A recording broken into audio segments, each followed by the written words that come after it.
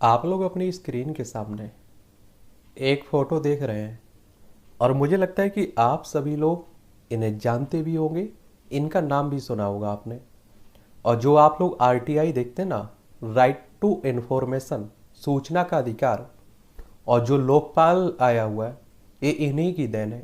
इन्हीं ने आंदोलन किया, संघर्ष किया, और उसके बाद आप देखिए हम लोगों को सूचना का अधिकार और आपका लोकपाल मिला है।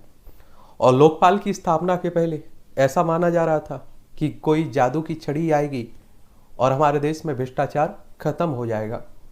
आप देखिए कि लोकपाल का गठन हो चुका है, उसकी नियुक्ति हो चुकी है, फिर भी भ्रष्टाचार ज्यों का त्यों बना हुआ है। आप सभी लोगों से पहले भी बोला है कि जब तक देखिए भारत का जनमानस शामिल नहीं होता है भ्रष्टाचार को हटाने में, तब तक हम लोग कभी सफलता नहीं पा सकते हैं। और आपने देखा है कि सूचना का अधिकार आ चुका है, कितने लोग उपयोग करते हैं उसका, ना के बराबर। और इसी तरह आप देखिए कि संविधान के भाग 3 में हमें मौलिक अधिकार मिले हुए हैं, और उन मौलिक अधिकारों को हमें दिलाने के लिए पता नहीं कितने लोगों ने अपनी जान दी, शहीद हो गए देश के लिए, इतना प्रताड़ित हुए, तब जाकर हमें देखिए आज़ादी मिली। उस आज़ादी का हम लोग कितना फायदा उठा रहे हैं ये आप सभी जानते हैं। तो जब तक आप देखिए लोग जागरूक नहीं होते हैं, किसी भी क्षेत्र में सफलता पा पाना बड़ा मुश्किल है। तो आज हम लोग अन्ना हजारे के बारे में एक सामान्य जानकारी देख लेंगे, इनका पारिवारिक बैकग्राउंड देखेंगे हम लोग, ये सेना में भी रहे हैं उस पर भी बात करेंगे, इनके द्वारा तमाम आंदोलन चलाए गए उसमें सक्रिय रहे हैं उन पर भी बात करेंगे। इनसे जुड़े हुए कुछ विवाद भी हैं, उन विवादों पर भी देखेंगे, इन पर कुछ आरोप भी लगते हैं, उन आरोपों को भी जानेंगे। और इन्हें इनके कामों के लिए कई पुरस्कार भी मिल चुके हैं, तो उन पुरस्कारों के बारे में भी हम लोग देख लेंगे। और फोटो देख लीजिए आप लोग। और आप सभी जानते हैं कि जो अरविंद केजरीवाल देखते हैं ना, दिल्ली के वर्तमान में मुख्यमंत्री हैं, आम आदमी पार्टी इनकी राजनीतिक दल है, वो इसी आंदोलन से निकले हुए हैं। और कहते हैं कि लोकपाल आंदोलन में रणनीतिकार के रूप में अरविंद केजरीवाल थे उसमें।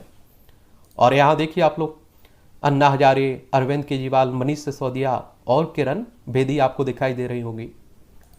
अगर हम लोग अन्ना हजारे के जन्म की बात करें तो आज़ादी के पहले इनका जन्म हो चुका था। ये कब की बात है, आप देखेंगे कि 15 जून 1937 को महाराष्ट्र के अहमदनगर के रालीगंज सिद्धि गांव के एक मराठा किसान परिवार में इनका जन्म हुआ था। तो इनका संबंध किस राज्य से है, महाराष्ट्र से है। आप लोग महाराष्ट्र देख रहे हैं ना। और आप देखेंगे मुंबई इसकी राजधानी है। आप सभी जानते हैं कि 1 मई 1960 में इसे राज्य बनाया गया था। वर्तमान में यहाँ 288 सीटें हैं विधानसभा में, 288, और विधान परिषद में 78 सीटें हैं, राज्यसभा में 19 सीटें हैं, लोकसभा में 48 सीटें देखने को मिलेंगी। लेकिन आप सभी जानते हैं कि आज़ादी के पहले 15 अगस्त 1947 के पहले इस तरह की कोई राज्य नहीं थे। आप देखते हैं रियासतें हुआ करती थी, तो ये भी आप लोग याद रखिएगा। और पिता मजदूर थे और दादा इनकी सेना में थे। और वैसे अन्ना के पूर्वजों के का गांव अहमदनगर जिले में ही स्थित रालीगंज सिद्धि में था। और दादा की मृत्यु के 7 वर्षों बाद अन्ना का परिवार रालीगंज आ गया था। और आप देखेंगे अन्ना के 6 भाई थे। समझ रहे हैं आप लोग, बड़ा परिवार था। अगर हम लोग अन्ना साहब की शिक्षा की बात करें तो अन्ना के परिवार में तंगी का आलम देखकर अन्ना की बुआ उन्हें मुंबई ले गई, और जहां उन्होंने 7वीं तक पढ़ाई की। परिवार पर कष्टों का बोझ देकर वे दादर स्टेशन के बाहर एक फूल बेचने वाले की दुकान में 40 रुपये के वेतन पर काम करने लगे।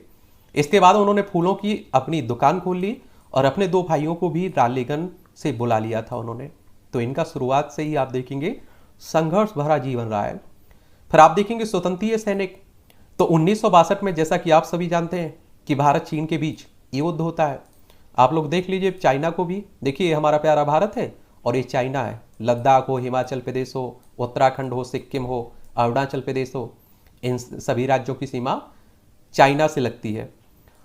और आप देखेंगे जब 1962 का युद्ध होता है भारत चाइना के बीच, तो युद्ध के बाद सरकार की युवाओं से सेना में शामिल होने की अपील की जाती है। और अन्ना 1963 में सेना की मराठा रेजिमेंट में ड्राइवर के रूप में भर्ती हो जाते हैं। उन्होंने 15 साल के कार्यकाल के समय में उनका विभिन्न क्षेत्रों में स्थानांतरण हुआ, जैसे सिक्किम, भूटान, जम्मू कश्मीर, असम, मिजोरम, लेह, लद्दाख, और उन्हें इन जगहों पर अलग अलग बदलते मौसम का भी सामना करना पड़ा। और एक बात और, आप लोगों ने, अगर आपका कोई परिवार का मेंबर आसपास कोई अगर आर्मी में हो, सेना में हो, तो उससे पूछिएगा, वहाँ शराब मिलती है। लेकिन अन्ना के बताते हैं कि इन्होंने कभी भी शराब को हाथ नहीं लगाया।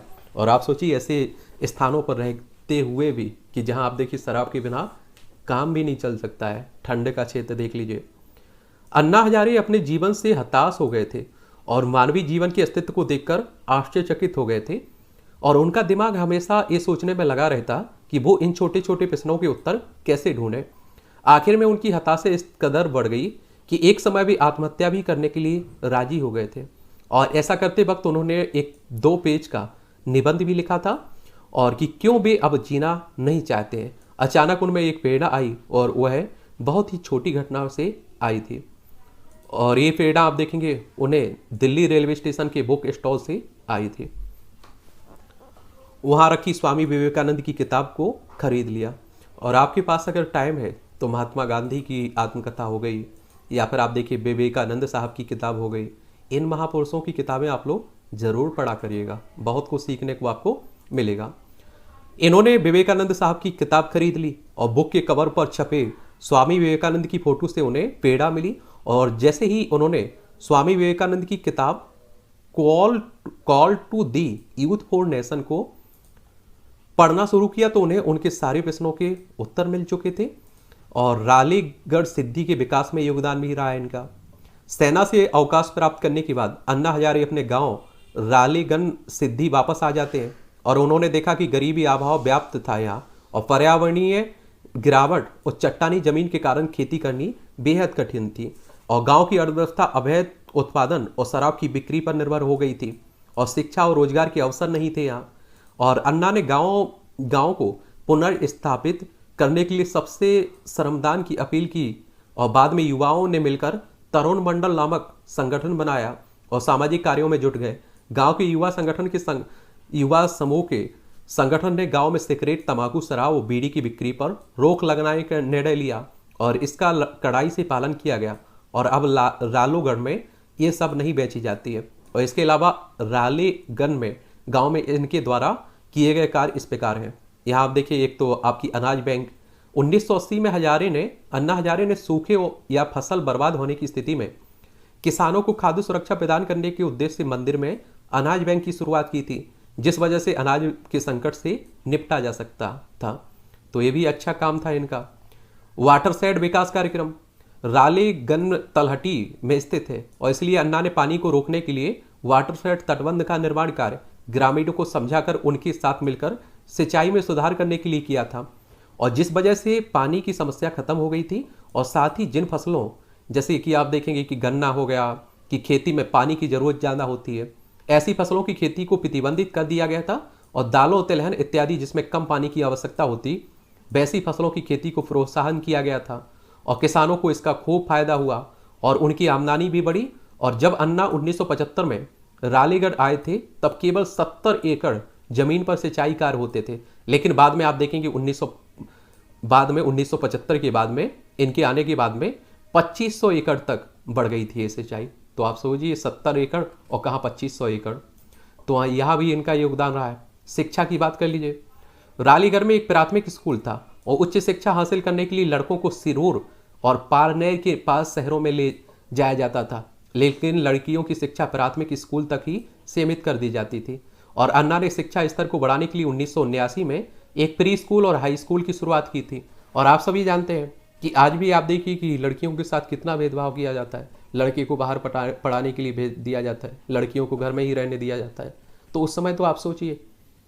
और एक बात और आप लोग जान लीजिए कि आपको मालूम होगा, क्या मालूम होगा, कि अगर गांव में ही स्कूल उपलब्ध हो जाते हैं तो आसानी से सभी लोग पढ़ सकेंगे।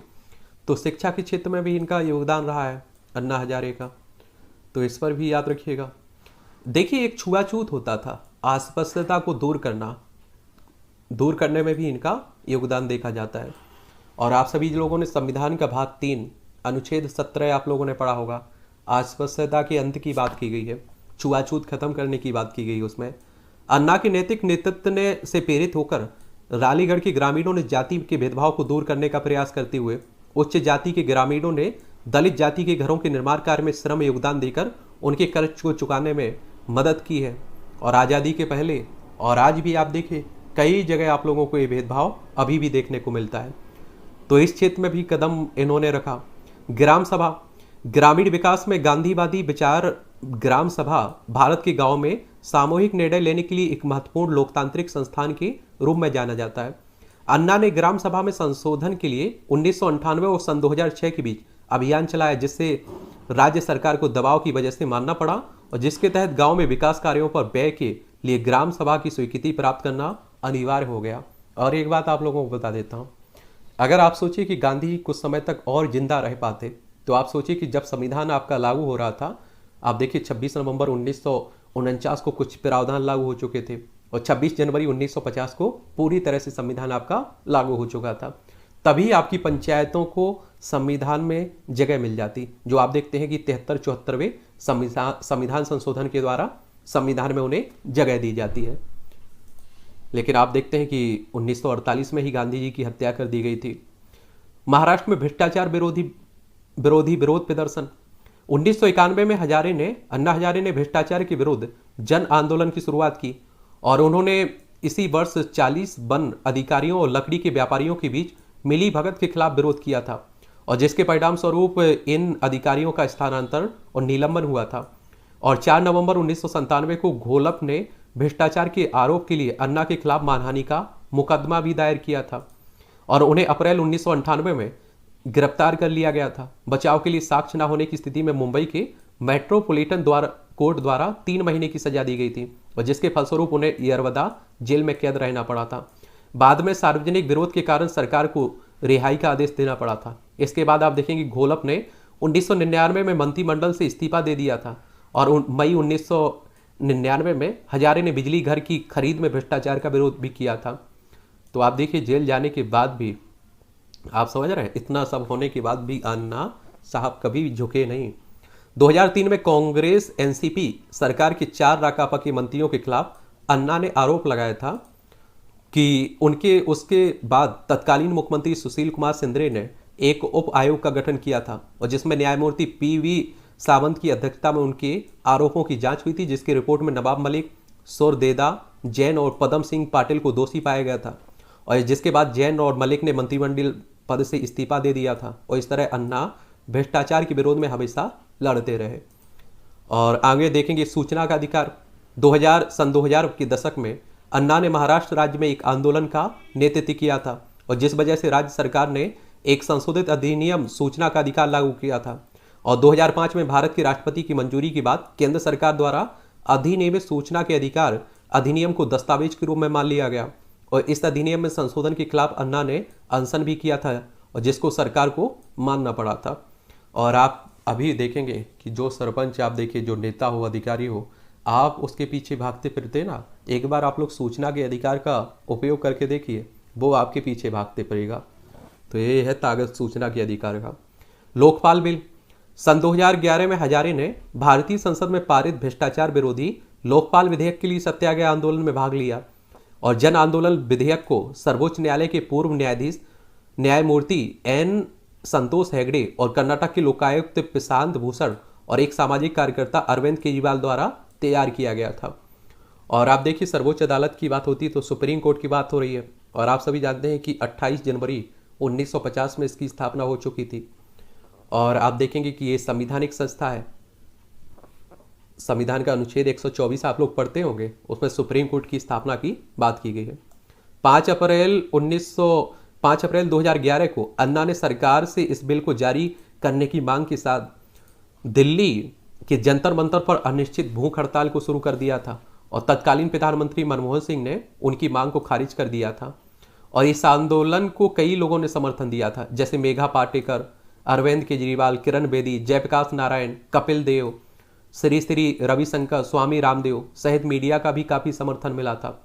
और यह आंदोलन बेंगलोर, मुंबई, चेन्नई, अहमदाबाद, गुवाहाटी, शिलांग के साथ ही अन्य शहरों में भी फैल गया था और जिसके फलस्वरूप 8 अप्रैल 2011 को सरकार ने आंदोलन की मांग स्वीकार कर ली थी और 9 अप्रैल को उन्होंने एक अधिसूचना जारी की जिसमें कहा गया कि संयुक्त मसौदा समिति में भारत सरकार के 5 नामांकित मंत्री प्रणब मुखर्जी केंद्रीय वित्त मंत्री, पी चिदम्बरम केंद्रीय गृह मंत्री, एम वीरप्पा मोइली केंद्रीय कानून मंत्री और न्यायमूर्ति, कपिल सिब्बल केंद्रीय मानव संसाधन और विकास मंत्री और सलमान खुर्शीद केंद्रीय जल संसाधन मंत्री और अल्पसंख्यक मामलों के मंत्री, ये सभी उम्मीदवार होंगे। और 5 सिविल सोसाइटी अर्थात गैर राजनीतिक नाम, जिसमें अन्ना हजारे, संतोष हेगड़े, वरिष्ठ वकील शांति भूषण, अरविंद केजरीवाल शामिल थे। और आप देखेंगे कि ये से लोकपाल आंदोलन के बाद, अन्ना आंदोलन के बाद कांग्रेस को बहुत बुरी तरह से हार मिली 2014 के लोकसभा चुनाव में, और बीजेपी को आप देखिए सफलता मिली। वरना आप देखेंगे बीजेपी ने अपना कोई आंदोलन नहीं चलाया, बीजेपी के नेताओं ने कोई बड़ा आंदोलन खड़ा नहीं किया था देश में। अन्ना आंदोलन की बदौलत से आप देखिए राजनीतिक सलाहकार, राजनीतिक जो विश्लेषक होते हैं, वो इस बात को मानते भी है कि इन्हीं के आंदोलन के कारण कांग्रेस की हार होती है और बीजेपी की जीत होती है। ठीक है। और आप देखेंगे कि उसके बाद 9 अप्रैल को अन्ना ने 98 घंटे की भूख हड़ताल को समाप्त कर दिया था। उसके बाद बिल पास करने के लिए 15 अगस्त 2001 की समय सीमा तय की गई थी। और अन्ना ने कहा कि अगर बिल पास नहीं होता है तो वह जन राष्ट्रव्यापी आंदोलन की मांग करेंगे। उन्होंने अपने आंदोलन को स्वतंत्रता के लिए दूसरा संघर्ष का और लड़ाई जारी रखने की बात कही और फिर से आंदोलन करने की धमकी दी थी। और 28 जुलाई 2011 को केंद्रीय मंत्रिमंडल ने लोकपाल विधेयक का मसौदा अनुमोदित किया था, और जिसमें प्रधानमंत्री, न्यायपालिका और निचले नौकरशाही को लोकपाल के दायरे से बाहर रखा गया था, और जिसका विरोध करते हुए अन्ना ने 16 अगस्त 2011 को जंतर मंतर पर एक अनिश्चित उपवास शुरू करने के अपने फैसले की घोषणा करते हुए कहा कि हम सरकार पर कोई भरोसा नहीं करते हैं। अगर यह सरकार भ्रष्टाचार से सचमुच लड़ने के लिए गंभीर है तो यह लोकपाल के तहत प्रधानमंत्री, सरकारी कर्मचारी और सीबीआई को क्यों नहीं ला रही है। और अन्ना को अनशन से रोकने के लिए पहले ही दिल्ली पुलिस द्वारा गिरफ्तार कर लिया गया था, जिसके बाद पूरे देश में उनके समर्थकों द्वारा विरोध प्रदर्शन की खबरें आई थी। और इसके बाद दिल्ली पुलिस ने उन्हें बिना किसी शर्त के छोड़ दिया था। और आप लोगों को एक और बात बता देता हूँ, देखिए सीबीआई भी काफ़ी चर्चा में बनी रहती है, तो इसे भी याद रखिएगा। सीबीआई को सेंट्रल ब्यूरो ऑफ इन्वेस्टिगेशन की बात हो रही है। और आप देखेंगे कि इसकी स्थापना कब हुई थी, 1 अप्रैल 1963 में हुई थी। न्यू दिल्ली में इसका हेडक्वार्टर आपको देखने को मिल जाएगा। और एक बात और है, आप देखिए अरविंद केजरीवाल हो, बीजेपी हो, इन सबको फायदा अन्ना आंदोलन के बाद ही मिला है। फरवरी 2015 में अन्ना ने भूमि अधिग्रहण पुनर्वास अधिनियम 2013 पर अध्यादेश के खिलाफ दिल्ली में जंतर मंतर पर 2 दिन का विरोध किया था। चुनाव सुधार को लेकर भी इन्होंने आंदोलन किया। ये किस लिए किया था, ये भी देख लीजिए आप लोग। अन्ना हजारे ने भारतीय चुनाव के दौरान इलेक्ट्रॉनिक वोटिंग मशीन में नोटा के विकल्प की मांग की थी, और जिसका समर्थन भारत के मुख्य चुनाव आयुक्त शहाबुद्दीन याकूब कुरैशी ने चुनाव में सुधार के लिए किया था। एक बात और बता दूं आपको, देखिए नोटा कहने का मतलब होता है कि आपके पास विकल्प होना चाहिए कि जो उम्मीदवार हैं उन्हें आप नहीं चाहते, किसी को भी नहीं चाहते, तो आपकी नोटा एक ऑप्शन रहता है। लेकिन नोटा पर कितने भी वोट पड़ जाएं कोई प्रभाव नहीं पड़ता है, ये भी देखने को मिला है। बस एक विरोध के रूप में आप कह सकते हैं कि इसका उपयोग किया जाता है। और इस तरह अन्ना ने समाज में व्याप्त भ्रष्टाचार को मिटाने के लिए कई तरह के सामाजिक आंदोलन किए, जिसमें उन्हें कुछ सफलता भी प्राप्त हुई है। अन्ना हजारे की पुस्तक उन पर बनी एक फिल्म। अन्ना हजारे ने कई किताबें भी लिखी हैं, और जिनके नाम है मेरा गांव, मेरा पवित्र देश, रालेगांव सिद्धि, एक वैध परिवर्तन, वाट की संघर्ष ची। यह पुस्तक मराठी भाषा में लिखी गई है। इसके अलावा आदर्श गांव योजना, एक पीपल्स कार्यक्रम में सरकारी भागीदारी, महाराष्ट्र सरकार की आदर्श ग्राम परियोजना आदि। अन्ना हजारे की जीवन के संघर्ष पर आधारित फिल्म भी बनी है, जिसका नाम है मैं अन्ना बनना चाहता हूँ। इस फिल्म में अरुण नलावड़े ने अन्ना हजारे की भूमिका निभाई है। यह फिल्म आप देखेंगे मराठी भाषा में अन्ना हजारे के काम पर आधारित है। और 2016 में अन्ना के जीवन पर आधारित फिल्म हिंदी भाषा में लेखक और निर्देशक शशांक उदापुरकर द्वारा बनाई गई, जो अन्ना हजारे की उपलब्धियों को दर्शाती है। और इन्हें कई पुरस्कार दिए गए हैं। आप सभी जानते हैं कि अच्छा काम करोगे तो पुरस्कार मिलना स्वाभाविक सी बात रहती है। पद्म भूषण पुरस्कार ये 1992 में, पद्मश्री पुरस्कार ये आप देखेंगे 1990 में, इंदिरा प्रियदर्शनी व्यक्ष मित्र पुरस्कार 1986 में, महाराष्ट्र सरकार का कृषि भूषण पुरस्कार 1989 में, यंग इंडिया पुरस्कार और man of the year award 1988, Paul Mittal national award सन 2000, ट्रांसपेरेंसी इंटरनेशनल राष्ट्रीय अवार्ड 2003, विवेकानंद सेवा पुरस्कार 1996, शिरोमणि अवार्ड 1997, महावीर पुरस्कार 1997 और दिवाली वेन मेहता अवार्ड 1999 में, केयर इंटरनेशनल 1998 में, बासवश्री प्रशस्ति ये 2000 में, जेंट्स इंटरनेशनल अवार्ड 2000 में, नेशनल इंटरग्रेशन अवार्ड 1999 में, विशल वात्सल एवं संत बल पुरस्कार जनसेवा अवार्ड 1999 में दिया गया था। रोटरी इंटरनेशनल मानव सेवा पुरस्कार 1998 में, विश्व बैंक का जित गिल स्मारक पुरस्कार सन 2008 में। विश्व बैंक की बात हुई है तो वर्ल्ड बैंक के बारे में आपको बता देते हैं। आप देखते हैं अगर आप लोग किसी एग्जाम की तैयारी करते होंगे तो वर्ल्ड बैंक से भी क्वेश्चंस पूछ लेता है। जुलाई 1988 में इसकी स्थापना हुई थी। वॉशिंगटन डीसी यूएसए में आपको इसका मुख्यालय देखने को मिल जाएगा। अन्ना हजारे से जुड़े हुए कुछ विवाद हैं और ऐसा माना जाता है कि इस आंदोलन में डायरेक्ट ना देखें लेकिन इनडायरेक्ट राष्ट्रीय स्वयंसेवक संघ, जिसे आप देखते हैं बीजेपी का एक तरह से भाग माना जाता है, बीजेपी उसी से निकली हुई है, उसकी मदद मिली थी। और इसलिए आप देखिए कि क्योंकि बीजेपी उसके बाद सत्ता में आई और इस तरह की सवाल उठना स्वाभाविक सी बात रहती है।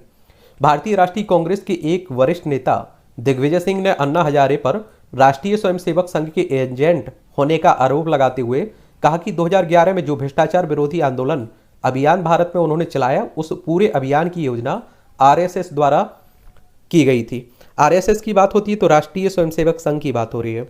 और आप सभी जानते हैं कि 27 सितंबर 1925 में इसकी स्थापना हुई थी। नागपुर में इसका हेडक्वार्टर देखने को मिलेगा और केबी हेडगेवार इसके फाउंडर थे। और आप देखेंगे कि जब कोई आंदोलन चलता है सरकार के खिलाफ तो उसका जो विपक्ष होता है उसे फायदा मिलता ही है, स्वाभाविक सी बात रहती है। और जिसकी योजना के बाबा रामदेव थे और अन्ना हजारे थे। और इस तरह आप देखेंगे आंदोलन को करने का उनका मूल उद्देश्य राष्ट्रीय सुरक्षा को परेशान करना था। इसके अलावा अन्ना पर आरएसएस नेता नेनाजी देशमुख के साथ लिंक होने का आरोप भी लगा था। साथ ही भारत के ओपन मैगजीन ने भी अन्ना के लिए अपने संपादकीय में राजनीतिक दलों के लिए एक प्रॉक्सी के रूप में कार्य करने का आरोप लगा था। हालांकि इस तरह के किसी भी संगठन या नेता से लिंक होने के आरोप को अन्ना ने इनकार कर दिया था। तो आरोप लगता रहता है, कोई बड़ी बात नहीं है। नरेंद्र मोदी नीतीश कुमार पर विचार। अप्रैल 2011 की एक संवाददाता सम्मेलन में अन्ना ने गुजरात के मुख्यमंत्री नरेंद्र मोदी और बिहार के मुख्यमंत्री नीतीश कुमार की तारीफ करते हुए कहा था कि ग्रामीण विकास पर अन्य राज्यों के मुख्यमंत्री को भी इनसे शिक्षा लेनी चाहिए, उनका अनुकरण करना चाहिए। और लेकिन मई में अपने गुजरात दौरे के दौरान अन्ना ने अपने विचार बदल दिए थे और बड़े पैमाने पर भ्रष्टाचार के लिए मोदी की आलोचना भी की थी। उन्होंने मोदी से लोकायुक्त की नियुक्ति करने की आग्रह भी किया था। उन्होंने यह भी कहा था कि मीडिया ने वाई ब्रांड अर्थात व्यवसायिक गुजरात की गलत छवि पेश की है। और इसके बाद उन्होंने यह घोषणा की कि मोदी प्रधानमंत्री पद के लिए उपयुक्त उम्मीदवार नहीं है। लेकिन फिर भी आप देखते हैं कि कौन मोदी साहब प्रधानमंत्री बने। भ्रष्टाचार के आरोप। सितंबर 2003 में न्यायमूर्ति पीबी सावंत के तहत महाराष्ट्र राज्य की सरकार ने एक जांच आयोग की स्थापना की थी, जिसमें कई मंत्रियों सहित अन्ना हजारे की अध्यक्षता वाली हिंद स्वराज ट्रस्ट पर भी भ्रष्टाचार के आरोप लगे थे।